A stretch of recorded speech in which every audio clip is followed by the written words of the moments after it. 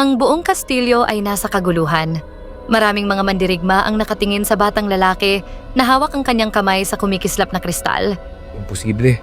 Isang alamat daw. Ano ang nangyayari? Lumapit ang isang matandang guro na may mahigpit na ekspresyon. Kung totoo ang nakikita ko, ikaw ay may natatanging kapangyarihan. Ngunit hindi sapat ang talento. Kailangan mong matutong gamitin ito. Dinala siya sa isang malawak na training ground, puno ng iba pang kabataan na sumasailalim sa pagsasanay. Kaya pala marami akong nakitang kabataan dito. Lahat kami ay nagsasanay upang lumakas. Isang matipunong mandirigma ang lumapit sa kanya at sinuri siya mula ulo hanggang paa. Mukha kang mahina. Kaya mo bang makasabay? Nagkaroon ng unang pagsubok, isang laban-laban sa isa pang baguhang mandirigma. Hindi ako marunong lumaban, pero kailangan kong subukan. Sinugod siya ng kanyang kalaban. Mabilis ito at sanay sa laban. Nahirapan siyang umiwas. Ang bilis niya. Hindi ko alam kung paano lalabanan ito. Napabagsak siya sa lupa, hingal na hingal, habang ang kanyang kalaban ay nakangising tumingin sa kanya. Ganyan lang ba ang kaya mo? Biglang may bumangon sa kanyang isipan. Mga alaala ng kanyang nakaraang buhay. Mga panahong wala siyang laban at hinayaang matalo ng mundo. Hindi ako maaaring bumalik sa pagiging mahina. Isang kakaibang enerhiya ang bumalot sa kanyang katawan. Ramdam niya ang isang bagong lakas sa loob niya.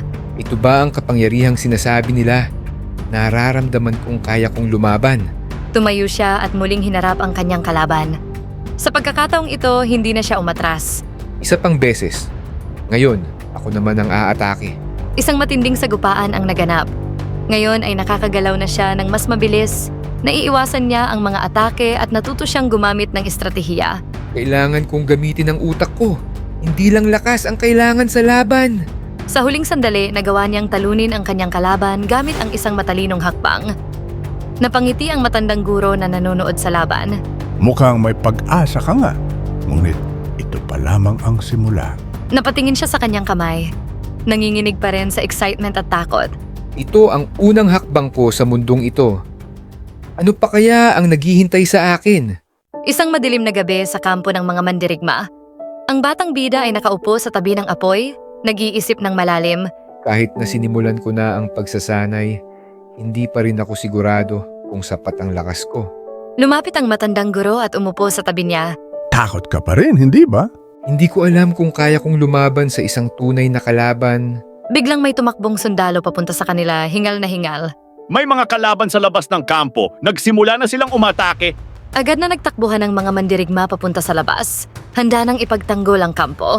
Ito na, ang unang tunay na laban ko. Isang malaking grupo ng mga masasamang nilalang ang umatake sa kampo. Mga halimaw na may pulang mata at matatalas na pangil. Mga shadow beasts, huwag hayaan silang makapasok. Nakita ng bida ang isang mandirigma na natamaan ng halimaw. Agad siyang kumilos upang tumulong. Hindi ako maaaring matakot. Kailangan kong lumaban. Pumosisyon siya at inalala ang natutunan sa pagsasanay. Kailangan niyang gamitin ang estratehiya, hindi lang lakas. Kailangang basahin ko ang galaw nila. Hanapin ang kahinaan nila. Sa unang beses, nagamit niya ang kanyang bagong natuklasang kapangyarihan.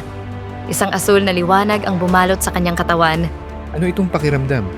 Para bang lumalakas ako? Ginamit niya ang kanyang bilis at katalinuhan upang mapabagsak ang isa sa mga halimaw. Nagulat ang ibang mandirigma. Siya ba talaga yung baguhan? Ngunit biglang lumitaw ang isang mas malaking nilalang sa harapan niya. Isang Alpha Shadow Beast. Hindi ito katulad ng iba. Mas malakas ito. Tumakbo siya patungo sa halimaw, ngunit sa isang iglap mabilis itong lumitaw sa harapan niya at sinipa siya palayo. Napakalakas niya. Paano ko ito tatalunin? Napatingin siya sa paligid at nakita ang iba pang mandirigma na nahihirapan din. Kailangan niyang makahanap ng paraan upang talunin ang halimaw. Kung sabay-sabay kaming umatake, baka may pag-asa kaming manalo. Sumigaw siya upang bigyan ng utos ang kanyang mga kasamahan. Gamitin natin ang ating bilis. Sabay-sabay nating atakihin ang mga mahihinang bahagi ng katawan niya. Sa tulong ng kanyang estratehiya, nagawa nilang pabagsakin ang Alpha Shadow Beast. Nanginginig siyang nakatayo habang ang liwanag ng buwan ay tumama sa kanyang mukha. Nanalo kami. Pero alam kong may mas matitinding laban pang paparating. Matapos ang laban-laban sa Alpha Shadow Beast, ang kampo ay tahimik ngunit puno ng tensyon. Nanalo kami. Pero hindi pa tapos ang lahat. May kakaibang enerhiya pa rin akong nararamdaman. Ang matandang guro ay lumapit sa bida. Nakatingin sa kanya ng seryoso. May isang huling pagsubok na dapat mong harapin bago ka maging ganap na mandirigma. Dinala siya sa isang sinaunang templo kung saan naghihintay ang isang mahiwagang nilalang, ang Guardian Spirit. Ano ito? Para siyang isang Diyos. Ang Guardian Spirit ay nagsimulang magsalita. Ang boses nito ay umalingaw-ngaw sa buong templo. Upang tunay na makamit ang iyong kapangyarihan, dapat mong harapin ang iyong pinakamalalim na takot. Sa isang iglap nagbago ang paligid. Nasa loob siya ng kanyang isipan. Kaharap ang isang madilim na bersyon ng kanyang sarili. Ikaw? Ako? Ang kanyang madilim na anyo ay ngumiti at biglang umatake. Hindi mo ako matatakasan. Ako ang iyong takot, ang iyong kahinaan. Isang matinding laban ang naganap sa pagitan nila. Bawat galaw ay parang salamin ng isa't isa. Hindi ako papayag na matalo ng sarili kong anino. Sa gitna ng laban, naalala niya ang lahat ng pinagdaanan niya. Ang muling pagsilang, ang pagsasanay at ang laban sa Shadow Beasts. Hindi ako mahina. Ako ang pipili ng sarili kong kapalaran.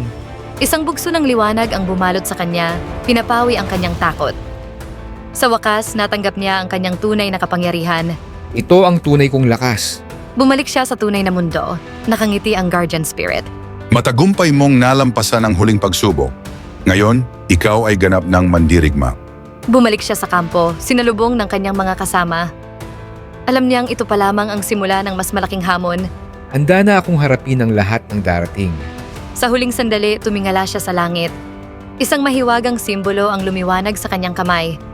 Isang tanda ng kanyang kapalaran. Malayo, isang anino ang nagmamasid, tila naghihintay sa kanya. Ito pa lang ang simula.